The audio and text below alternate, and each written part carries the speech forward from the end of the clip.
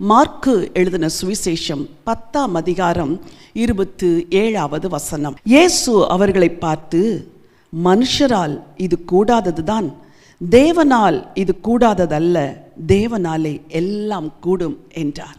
இந்த வார்த்தையில் இருக்கிற வல்லமை என்னவென்றால், இயேசு அவர்களை பார்த்து என்று இந்த வசனம் துவங்குகிறது. ஆண்டவர் இயேசுவின் வாயிலிருந்து புறப்பட்ட அற்புதமான வார்த்தையைத்தான் இந்த மாதத்திற்கு நீங்களும் நானும் வழி நடத்துதலாக எடுத்துக்கொள்ளப் போகிறோம். இந்த வசனத்தில் 3 பகுதி இருக்கிறது. ஆண்டவர் சொல்லுகிறார், மனுஷரால் இது கூடாததுதான். வாழ்க்கையில் எத்தனையோ காரியங்களை இது கூடாது, என்னால் கூடாது, இனிமேல் கூடாது, இது நடக்கவே நடக்காது என்றெல்லாம் நீங்கள் முடிவு கட்டியிருப்பீர்கள். ஆண்டவர் சொல்லுகிறார், அது உண்மைதான், உன்னால் கூடாது. ஆனால் 2வதாக ஒன்று சொல்லுகிறார், தேவனால் இது கூடாததல்ல.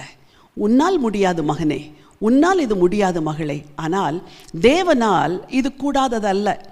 அந்த இது என்ற வார்த்தை நீங்கள் இப்பொழுது சந்திக்கிறீர்களே, அந்த பிரச்சனைக்கென்று ஆண்டவர் சொல்லுகிற ஒரு வார்த்தை.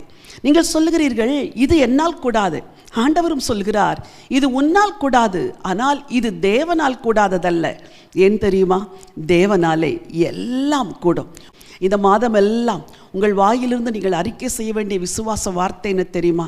என் தேவனால் எல்லாம் கூடும், என் ஆண்டவரால் எல்லாம் கூடும். அந்த எல்லாம் என்ற வார்த்தையில் ஒவ்வொரு நாளும் நீங்கள் சந்திக்கிற காரியங்கள், உங்கள் வாழ்நாளெல்லாம் சந்திக்கிற காரியங்கள், இப்பொழுது உங்களுக்கு கடினமாய் தோன்றுகிற காரியங்கள், பெரிதாய் இருக்கிற காரியங்கள், நீங்கள் மனம் உடைந்து போயிருக்கிற காரியங்கள் எல்லாமே அதற்குள் அடங்கும். நீங்கள் இந்த மாதமெல்லாம் சொல்ல போகிறீர்கள், என் தேவனால் எல்லாம் கூடும், என் ஆண்டவரால் எல்லாம் கூடும்.